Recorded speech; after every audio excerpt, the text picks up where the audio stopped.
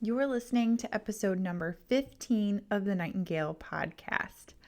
I cannot wait for you all to listen to this week's episode. This week's guest is the one and the only Katie Duke. You may know her for her role as an acute care nurse practitioner, a social media influencer, and a public speaker. She is just all of the things that it takes to be a great motivator and a great role model for the nursing profession. I cannot wait for all the wisdom that she's about to drop in this week's episode. We talk about all the things, including her nursing journey, how she got to where she is today, some of the struggles she's gone through along the way, and some things that are just so important for the nursing profession to hear, such as just fighting for what you believe in and standing up for your own truth and just being an authentic nurse and human being in general. Katie has some awesome advice and is just truly someone that you know you can go to when you want to hear how it is and get some really good motivation to move forward towards your goals and dreams. Hey friends, welcome to the Nightingale podcast, a podcast for nurses, future nurses, and, well, anyone interested in the nursing profession. I'm your host, Dakota Felkowski, RN, BSN, and DNP student. Join us each week as I interview nurses from all areas of the nursing profession to uncover nursing opportunities that you may have not known even existed. You can expect to be inspired and maybe even a little bit motivated. The goal of the Nightingale podcast is to encourage you to think outside of the box, step outside of that comfort zone of yours, and reach for a fulfilling and unique nursing journey. So let's dive in and check out this week's guest. You never know, they may just have your dream job. Hey Katie, welcome to the podcast. We are so pumped to have you on here with us. Well, thank you for having me. It's always good to have an opportunity to reach everybody out there from all different perspectives. And I think podcasting is a great way, outside of social media to, for people to hear your story. So thanks for having me. Right? It's fun. It's just like half an hour or so just chatting and just so much wisdom comes out. So I love it. So I'd love to get started with just hearing, who is Katie Duke? Tell us a little bit about yourself and your nursing journey so far. Who is Katie Duke? Oh my gosh. Well, I don't think we could answer that in a nice short little summation, but in a nutshell, I am a nurse practitioner. I started in healthcare. As a patient care technician way back in about 2002. And as far as what I'm doing right now, it's kind of taking me a long way to get to this point. And so I started as a patient care tech, then I eventually went to college. I became a nurse first. I started with my associate's degree. And from there, I started working as a nurse in St. Louis. I worked around several different places in St. Louis, but I started working in med-surg at first. I really liked working in med-surg. I felt like it was this really awesome,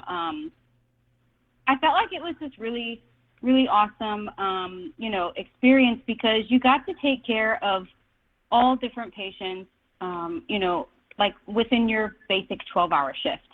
And it wasn't limited to one specialty. And I felt like being a new nurse at that time, that would be like the best option for me. And so that was kind of where I started out. And my best friend to this day we met because she was actually the nurse who precepted me. And her name is Stephanie. And she, this job was at Barnes-Jewish in St. Louis, Missouri. So that's kind of like where I kind of got like my footing and where I started everything way back in the day. And I eventually left there, did some local travel nursing in St. Louis at different facilities. I had experience working in cardiothoracic step-down, long-term acute care wound and vent hospitals, psychiatry, emergency room, I did local travel assignments at hospitals in and around St. Louis for about another year and a half after that. But I kind of felt like St. Louis was a little dead for me. I kind of felt like there was just not much going on. I was in a really bad relationship. I was in a relationship with somebody who was pretty abusive, and interesting enough, it was actually the second situation like that I found myself in. And, you know, I felt like I needed to get away from St. Louis because it was like I just couldn't, it was like I was just making many bad decisions. But I had this great career. So, you know, it was kind of hard to understand, like, all right, why is my personal life all fucked up, but I have this really great career? Maybe I just need to leave St. Louis. So I moved to New York. Never been there a day in my life. I didn't know anybody in New York. I don't have any family in New York. And I just kind of felt like it was the complete opposite of, you know, of St. Louis, you know, of what I have known for so long. And so I started working as a travel nurse there, and I took a job at a really great, very large academic medical center and worked there for years and years and years. After a while, I decided to go back and get my bachelor's degree because I wanted to be more involved in committees and hospital-wide work. And after I got my bachelor's, I said, you know, I feel like I'm getting a little burnt out. I was working in a level 1 trauma center emergency room for peds and adults, and I was the charge nurse, the triage nurse. I precepted new nurses. It was, you know, it was a very overall, like, it was a very amazing job with tons of experience and great opportunity, but I was getting burnt out. I wanted to do more. Because there's a lot of abuse that goes on in the emergency room. And it's like, people don't always talk about it, but patients would verbally and physically abuse me, and patients, family members, it's like you're getting screamed at all day. The staff is hostile towards each other. Your directors aren't always supportive of things, you know, and you see so many different spectrums of human suffering and emotion within one 12-hour shift, and that's just your day job. So I knew that I was getting burnt out. But I loved the emergency room, but I knew it was time to grow. So I went to grad school. I actually graduated from the Master's of Science of Nursing with an acute care NP focus from Columbia University in New York. And I've been working as a nurse practitioner, and I specialize in cardiology now. So now I work in inpatient cardiology. I take care of heart failure, LVAD, and transplant patients. If you don't know what an LVAD is, it's a left ventricular assist device. I take care of all the patients in and around the cath lab, the electrophysiology lab, and all the general cardiology patients as well, from an inpatient perspective. And I actually really like it. So even though I was really sad to leave the emergency room, I knew it was time, and I like cardiology. And so as far as like my professional career goes, that is it in a nutshell. Just in a nutshell, right? I just love it. And this is what the podcast is really all about, Katie, is like your journey that you progressed from. You started out as a PCT, and then you have come across the continuum, and you probably never thought you would end up where you are today. And it's just so great that you recognized along the way when you were getting burnt out, when you needed more variety, when you needed something different. And that is such an important part about the nursing profession, is we don't have to be stuck. There's so many different things we can do. Yeah. There's tons of things that we can do. And, you know, the thing is burnout is very common. Burnout is very, very common in nursing. It's very, it's the kind of thing that it's going to happen.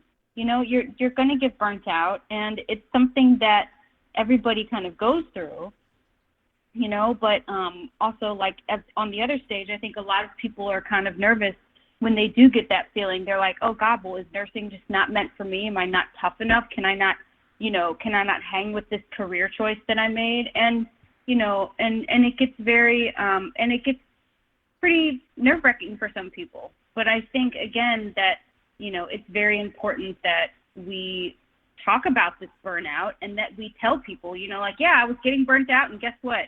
I'm a nurse, and I have 36,000 other options of things to do with my career and my degree. You're never stuck. So, when someone comes to me and they're like, Katie, I've been getting bullied for a year and a half at my job and I'm miserable and I'm burnt out. Help me. And I'm like, okay, I'm sorry about your situation. That sucks, but are you sticking up for yourself? Have you started looking for another job? Have you explored other options? At some point in time, we have to, change this culture in nursing of being burnt out and getting bullied, but also we have to understand that we also have accountability. And if we are miserable at work, we have to change that. If you're just going to sit around somewhere where you're really not happy, then ain't shit going to change for you. Right. We have to talk about these things. Oh, I totally agree. And you know what? My favorite thing that I've heard from a fellow nurse along my journey, and I've had a different journey too, where I've tried a lot of different things and I don't put up with being burnt out or not liking my job, is you are the only one who's looking out for your best interest. So you can't use that excuse that, oh, I'm nervous to tell my boss, or, oh, they're going to be mad. Who cares? It's not about them. This is about you. Exactly. Thank you. I hate to say it, but they don't care. So it's nothing against them, but at the end of the day, you are the person who has to have that job. You are the person who, you're the person who has to go to work every day, and you're the person who has to,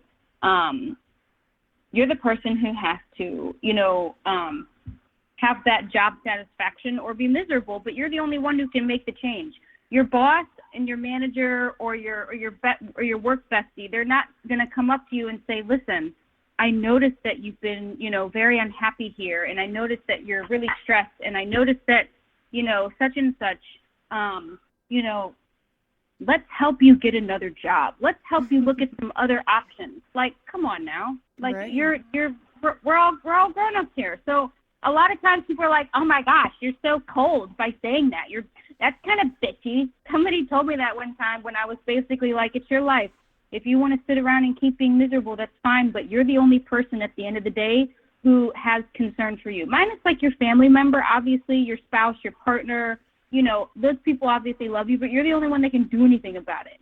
Right. So, it's like, it's time to, get up. And I think that this is one of the reasons that I sort of took my and again, obviously I still work full time. I'm a full-time nurse practitioner, and I work also, I don't want to say it's also a full-time job because, I don't do it on a weekly basis, but working as a public speaker and also with what I talk about, within my social media influencer career, this is one of the things that I set out to talk about. And I think that it's important that there's dialogue about these things, because people need to know that very lesson right there is you're the only one that can make change in your life, and you're the only one who's going to look out for you at the end of the day. Right. And I think a good point too that you made is like this, once you're not satisfied at work, that is going to bleed into the rest of your life. It's going to start affecting those relationships, and you have to really look at that. Do you really want to be that unsatisfied in all aspects of your life? Because our jobs, our work, as much as we hate to admit it, they're a big part of our lives, and it does start to affect us at home. You spend more time with your coworkers than you do with your own family. Yes. Minus the weeks that you go on vacation, you spend more time with your coworkers than you do with anybody else. So why are we staying around places that we're miserable? Why are we not bringing attention to the negative and abusive, personalities and practices at these places that we spend our entire lives at for 20, 30 years?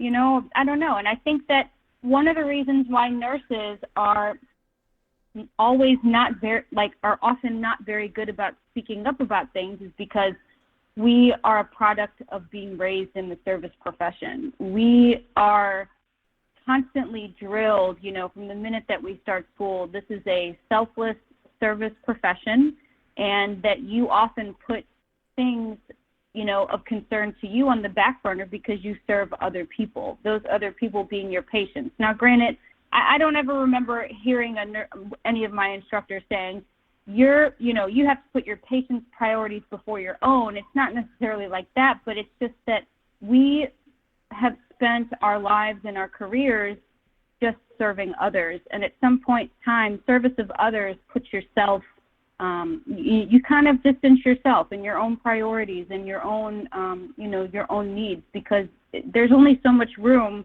to have effort for so many people. And when you are taking care of, 8 to 10 patients a day, you can get very drained, very exhausted, very overwhelmed. And so often our needs and our concerns can kind of take a back seat.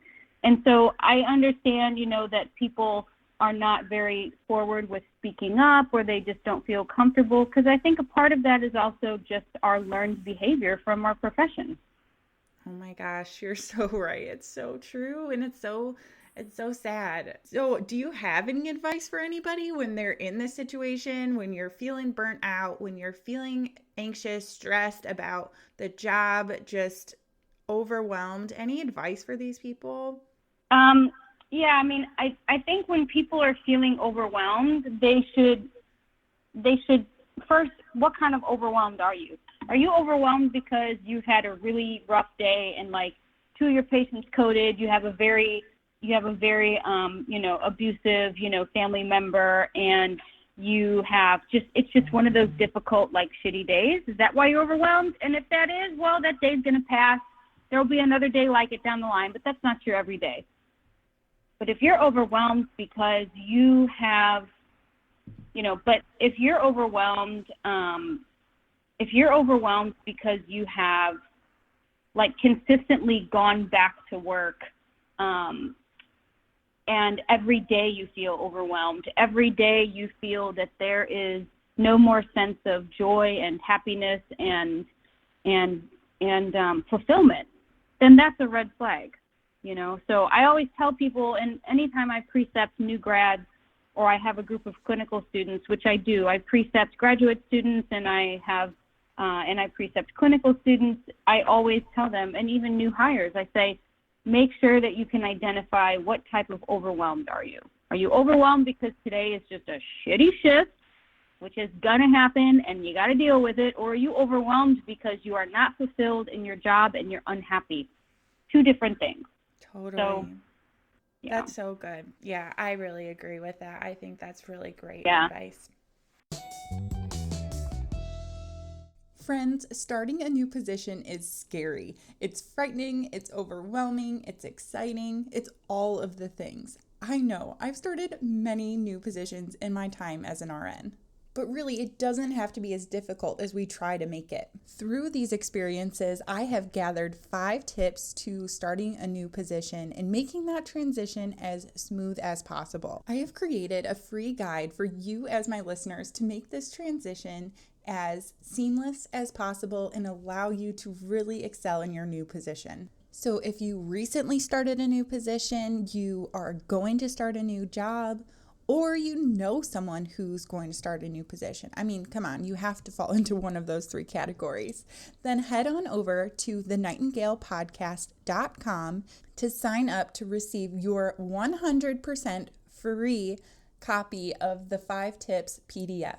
I'm here to support you through all your new ventures in your careers, and I believe these 5 tips are going to do just that. So head on over to thenightingalepodcast.com after this episode and download your free guide. I mean, come on, what do you have to lose? So I want to switch gears here and talk about, so you are, like you said, you are doing motivational speaking. You become this public figure. And I know one of your big goals is to just have a public figure in the nursing realm that people can recognize, can relate to. So can you tell us a little bit about that?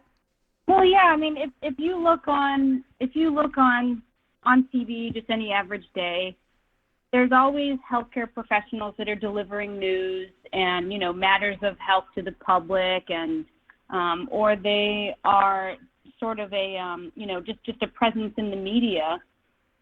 And it's always doctors and it's always men. And no diss to either of them. Physicians are our counterparts at work. They are our team members. And, men and women work together every day. But I always kind of thought for a while, I was like, gosh, where's the nurses in the media? And I'm not talking about like the nurses we see at our like magnet conferences and stuff.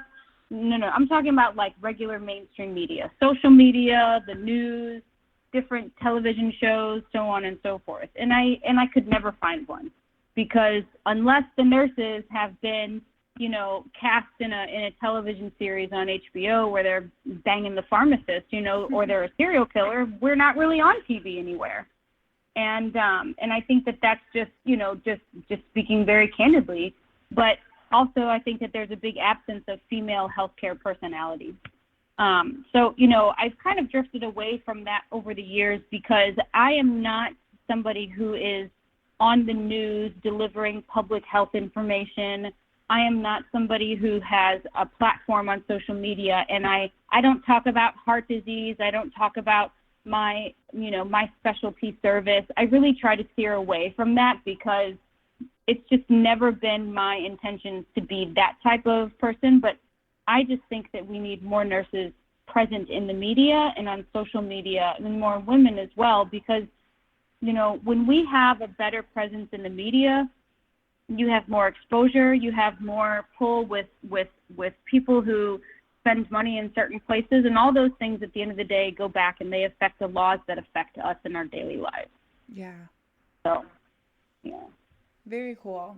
So is that kind of how you got started in your Instagram social media world, or what led to that?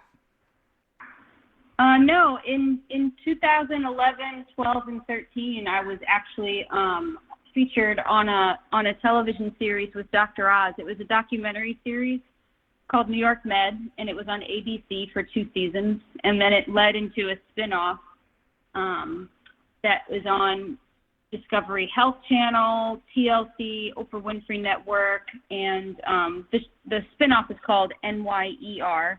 And it was a documentary series that was filmed in the hospital that I was working at, and more specifically my department, the emergency room. And I was one of the 3 nurses that was featured. And when we were going through the filming for the shows, the PR department was like, hey, you should start some social media pages and you could help promote the show. And I was like, oh, okay, cool. And I didn't have Facebook, I didn't have Instagram, didn't have anything. And this was back in like 2011, 2012. So that was honestly the initial thing that prompted me to say, oh, hey, I should start a social media page. And then as I went on and on, I saw that people liked knowing the daily ins and outs of a nurse in New York City. And I would post about work stuff, like, just what it was like from my perspective, and just my daily life ins and outs. And then after a while was when I kind of started to have the page grow, and I realized that I could use this to be a very positive platform to talk about things that matter to me. And where I am today, I have several things that are sort of my mainstay. I talk a lot about empowering messages and body positivity. I talk a lot about self-empowerment, from the perspective of a woman, but just the perspective of overall humans, in the sense that it's okay if we don't have all our shit together by the time we're 30, and we have to do things on our own timeline. I share a lot of things from my life that I think can be relatable, but I'm best known for being authentic and real. And I think that it's important to talk about failure. I think it's important to talk about mistakes and bad decisions. And so those are the things that I talk about on my platform now. And again, always maintaining my perspective of being a nurse practitioner. And so it's information that we need to see, because when you look on social media, you see lots of Photoshop, lots of, women with teeny tiny waists and big asses and big perfect boobs and perfect skin and long hair down to their butt, and their vacations in Dubai and all this stuff. And for one, like, you don't know what's real and what's fake, because nobody likes to admit it anymore. And that's one of the things I disagree with. But also, you don't see the struggle and the ups and downs it took for somebody to get to their success point. So it's important for me to maintain those messages and transparency on social media, because we need more of that, because our younger generations are growing up looking at people who are not real, very unauthentic, and they are getting a very misconstrued message with what is really a true definition of beauty, what's really a true definition of success. And they're having people to look up to on social media that aren't necessarily the best role models. So that's so good. I totally see that, and I think that is why I am just so attracted to a lot of the accounts and people on Instagram who are part of the nursing profession, specifically yourself, because you are so authentic. You just get that feeling that like you, and that that when you see a post, you see it Instagram story, that you're getting the true Katie Duke. You're not getting like this artificial person, and it's so much easier to relate to, and it is so much more inspiring and motivating, thinking that, oh, I can become a nurse practitioner. I can do this. I can become a public speaker, because you have this real person that, like you said, you've been through other things. It wasn't just handed to you, or you didn't just automatically wake up one day and get there. Yeah, and also that there are trials and tribulations, on anyone's path. I didn't even go to college right after high school, and I worked in a sandwich shop making like $5 an hour for a year before I even decided it was time to go to college. And I didn't even go to nursing school at first. I wanted to be I was in a culinary program.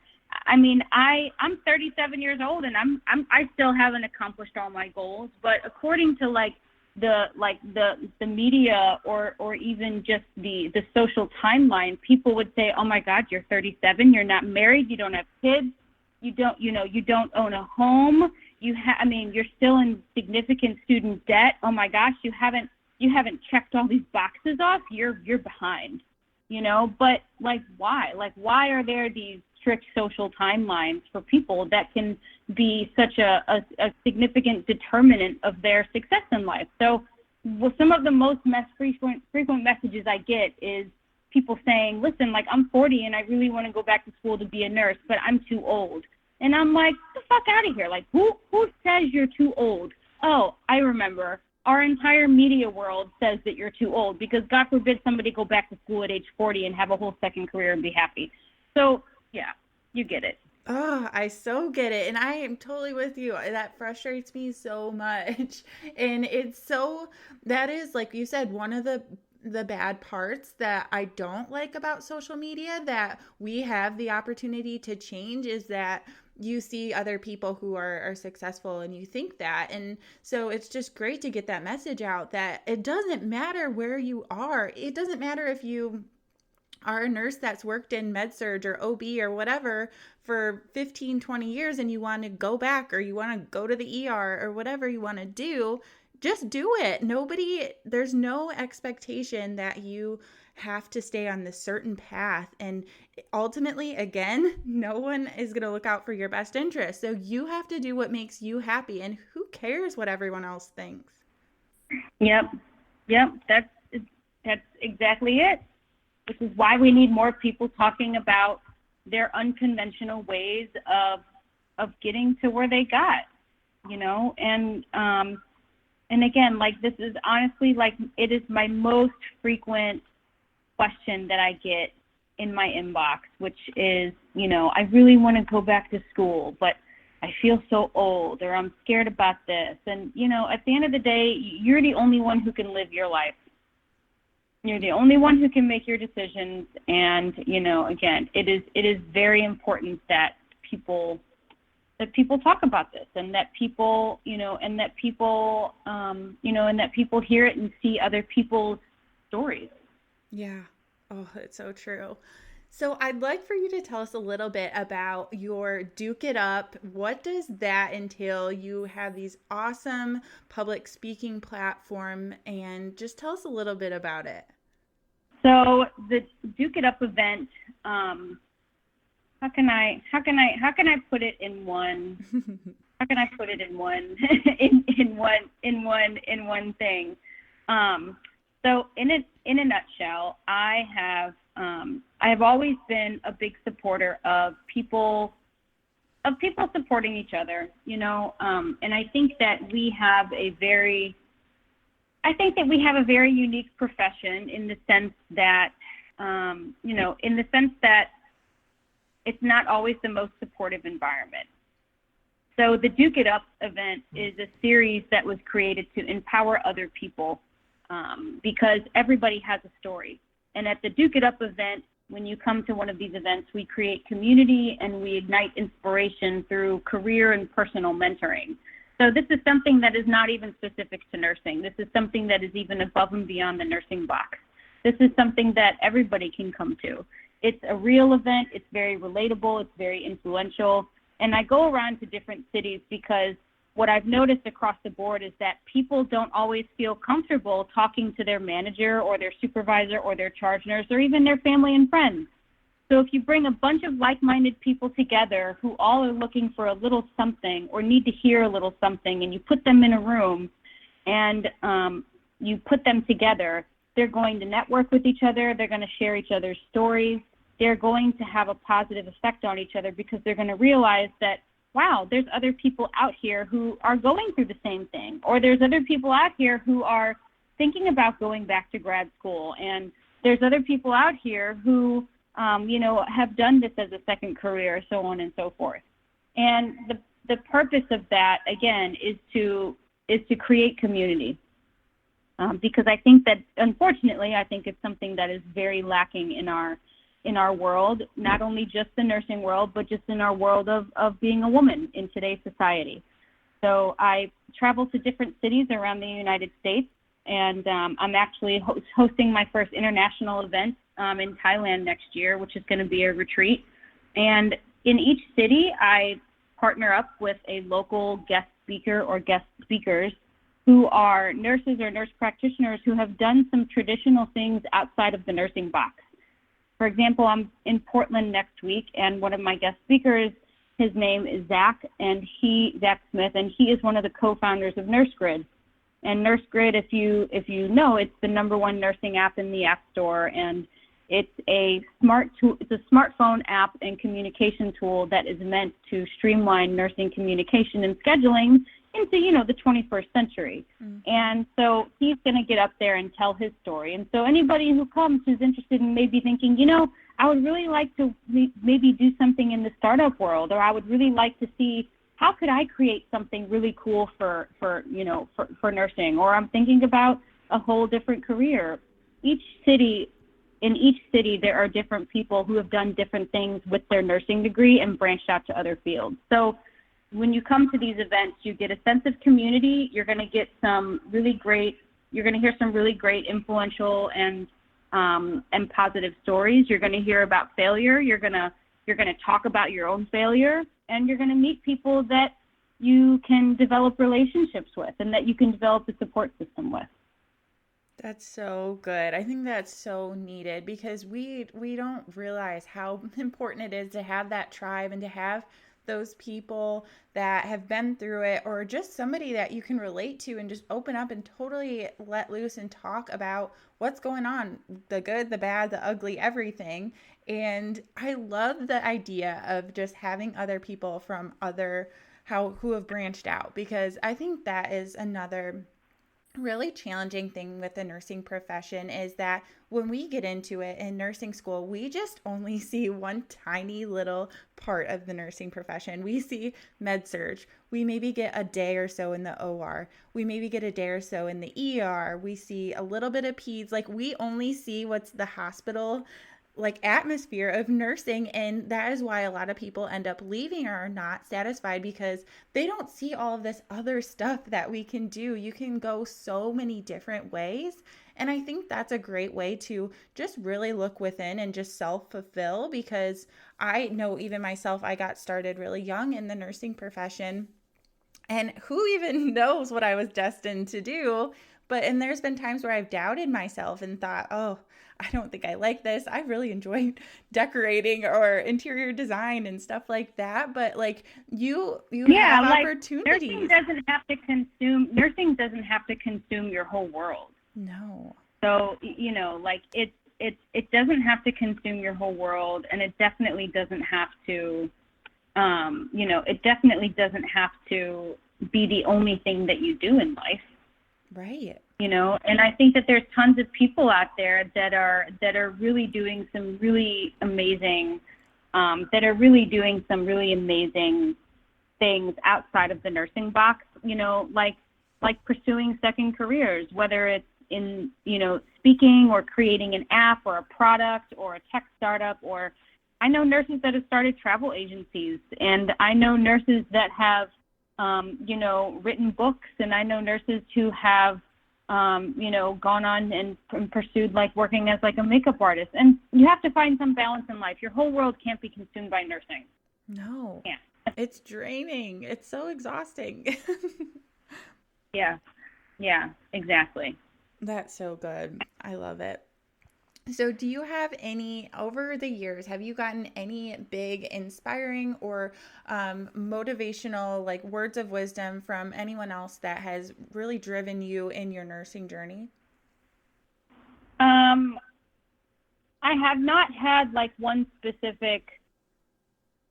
No, I honestly, like, I haven't had one specific person. My mom was a nurse, and she was a big influence I mean, she's been a big influence on me in everything that I do. But I have read some different books over the years that have really kind of helped me try to harness a little more of the momentum to launch my whole like second career. And there's a lot of people that have been inspiration over the years, but I don't have that one person that has stood out. I think that over the years I have met a lot of really incredible, amazing people, and the team of people that I work with now, Debbie Singer over at Cherokee Uniforms and Michael Harperin over at Scrubs Magazine. And this is a very special, unique group of people who inspire me each day to really continue on doing what I'm doing, even though it can get pretty burnt out. You can feel like, God, like I haven't made it there yet. When is it going to happen? And so, it's hard to just narrow it down to like one specific person. No, that's good. And I think most people don't have that one person, so I think that's good. And I think it's a good point to just find people along the way, or books, or anything that you can find that does inspire you. And just again, with the whole tribe thing, is just having those few people that can look at you and say, you've got this, continue on, don't give up, and just guide you in the right direction sometimes when we're feeling down. Yeah, true. Very true. So I always like to hear, what goals or long-term vision do you have for your career? In 5 years, I would like to be out of the hospital. I would like to be public speaking full time, and I would also like to have a book authored by that time and be on a book tour, and or maybe even 2 or 3 books authored by that time. Because I listen, I love working as an MP. I love my job in the hospital. I love taking care of patients, but I have a much more broad effect, like a much more positive broad effect, when I can sit in a room and talk to 100 young women, or when I can sit in a room and talk to a group of, men and women in the healthcare profession who might be needing a little guidance or direction. But again, branching myself off on more than just, the nursing box. So that's like my 5-year plan. Yeah, that's about it. Very simple. No, that's good. Do you have like a book started? Do you have an idea of what you want to cover in your first couple books? Yeah, I don't have it started yet. Going through kind of the research phase on how to exactly to approach that now. But as far as the idea and the concept, yeah, it would be about how all of my bad decisions have led to my success. I love it. I love it. I Yeah. think that's so good to get it on paper too for other people, because like you said, if you don't talk about it with other people, someone else is probably going through the same thing or a similar thing, and if you don't talk about it, they're never going to feel that connection or realize that it's normal, or that someone else is going through that same thing. So I think that is a really cool way to just share your journey. Yeah, no, I agree. I totally agree. So I had a weird realization when I was making up the podcast. So I have named the podcast the Nightingale Podcast. And after doing this, I realized that I had 2 nightingale bird tattoos on my back. And so it was just a crazy kind of Oh, weird. that's funny. Yeah, so it was a weird thing. So I've started asking people, just as a fun way to end the interview, if you have any tattoos yourself. If so, what are they? And if not, what tattoos would you get? I have 10 tattoos, and I have 10 tattoos. I got my first tattoo when I was 18, and it's interesting because over the years I've been like, oh man, this is probably not the best decision. Some of my tattoos were completely stupid, totally dumb, totally dumb, and I definitely regret getting some of them, if not a majority of them. But I do have one that I really love, and I will tell you the story behind it. Yeah. About probably about 7-8 years ago, I had a really good friend, Pam. She is a nurse. She's actually getting married at the end of this month. She's a nurse in New York City. She was actually my first girlfriend in New York City after I moved up there. She worked in the emergency room with me. And when I first kind of started doing all of this, side hustle, this public figure stuff, I was getting a lot of criticism from everybody. In fact, I lost my job over it, and I was really getting, it was a lot of people just didn't understand because nobody knew what social media was. It was not mainstream whatsoever in 2011, 12, and 13, and it was very unconventional what I was doing. And I remember Pam one day, she's like, I read this book by Brene Brown, and she had a really great quote on there, which was actually from Theodore Roosevelt. She's like, I think you should look at it. So this is what I have tattooed on the whole left side of my rib cage. It's called The Man in the Arena. And it goes, it is not the critic who counts, not the man who points out how the strong man stumbles or where the doer of deeds could have done them better. The credit belongs to the man who is actually in the arena, whose face is marred by dust and sweat and blood, who strives valiantly, who errs, who comes short again and again, because there is no effort without error and shortcoming, but who does actually strive to do good deeds, who knows great enthusiasm, the great devotion, who spends himself in a worthy cause, who at the best knows in the end the triumph of high achievement, and who at the worst, if he fails, at least fails while daring greatly, so that his place shall never be with those cold and timid souls who neither know victory nor defeat. And that, it was also the most painful tattoo I ever had. But I imagine. That is something that sums up really, like, it's the closest thing that has ever really summed up how it's been over the last 8-9 years of trying to launch this, just this whole life outside the hospital. Because the story behind that is you're always going to have critics. The critics are usually the people who are sitting up in the bleacher seats who would never dare step foot in the arena and try to do something or try to speak up or try to have a presence.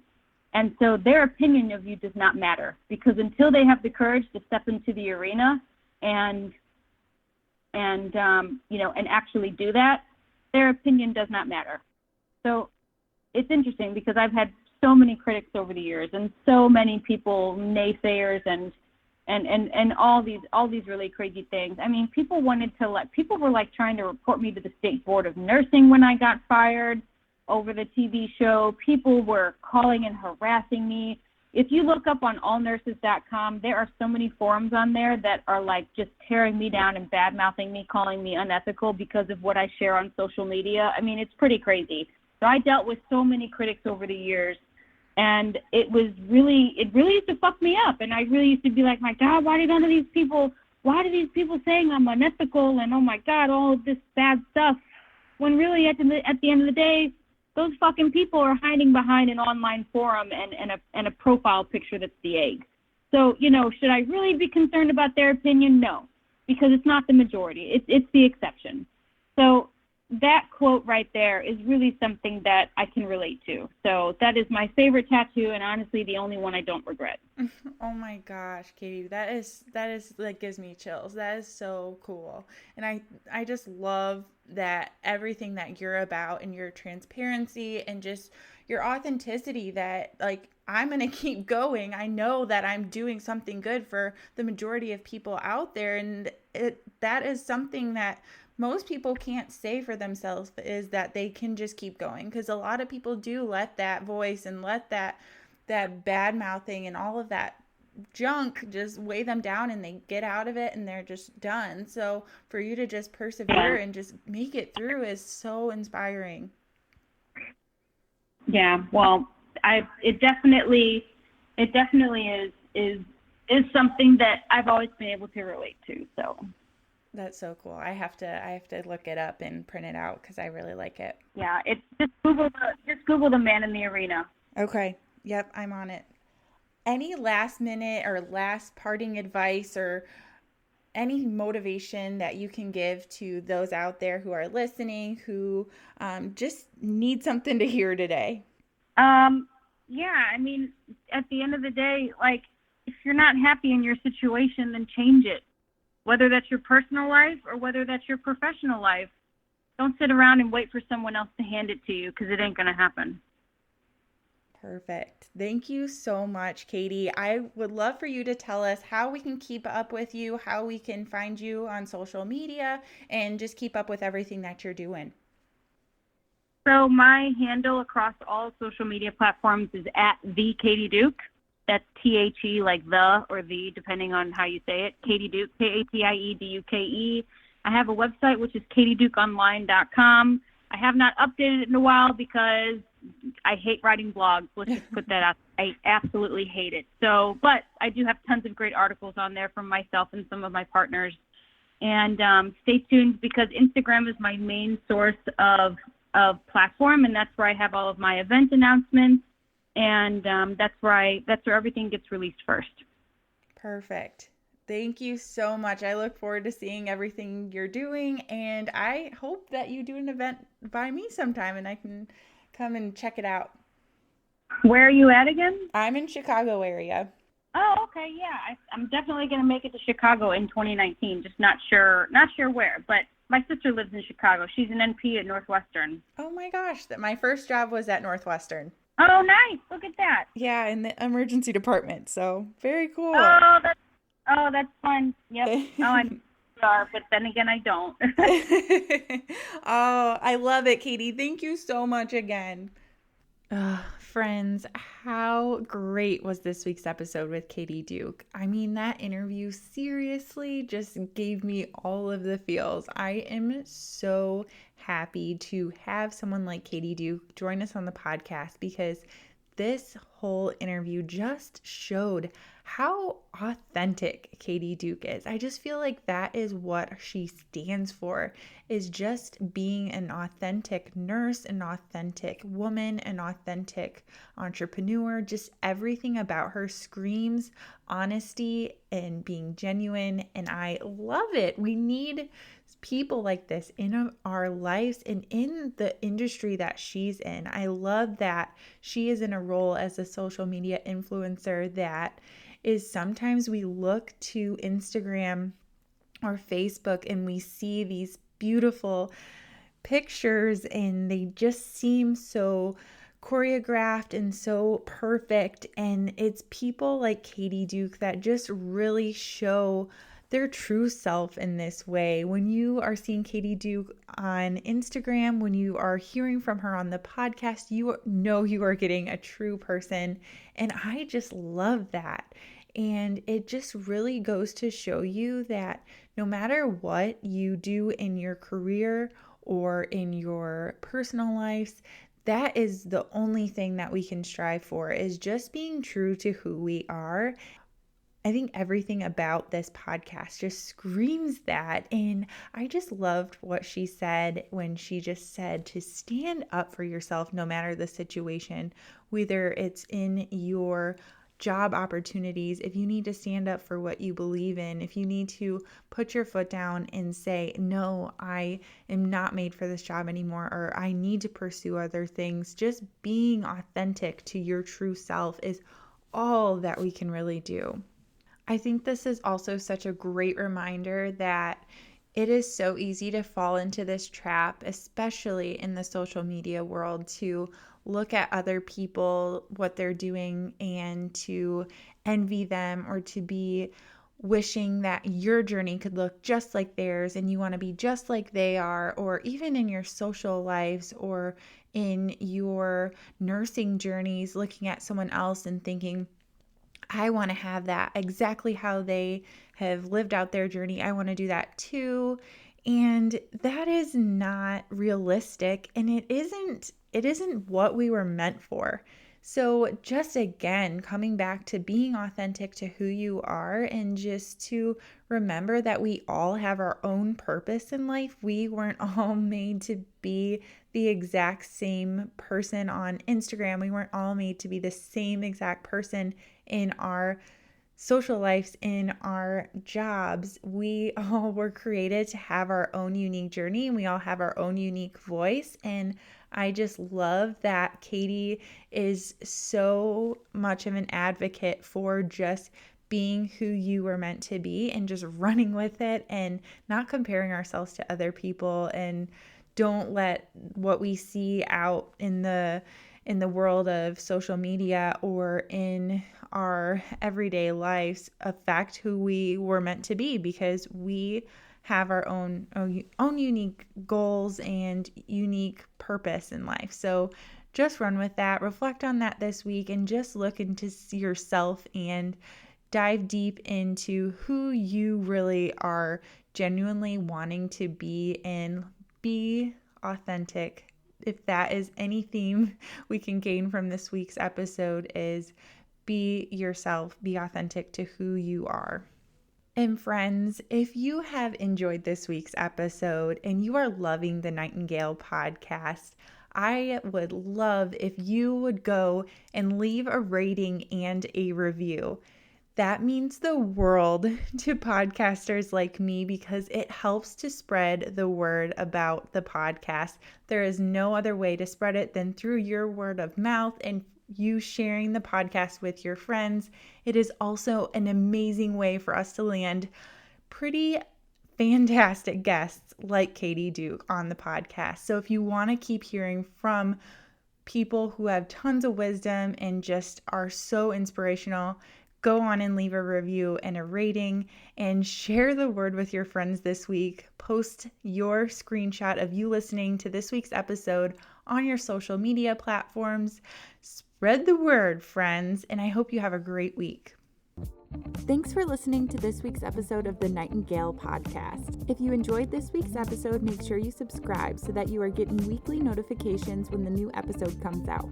And while you are there, I would really appreciate you leaving a review, and maybe your review will be featured on an upcoming podcast. You can check out all episodes at thenightingalepodcast.com or on Facebook at The Nightingale Podcast.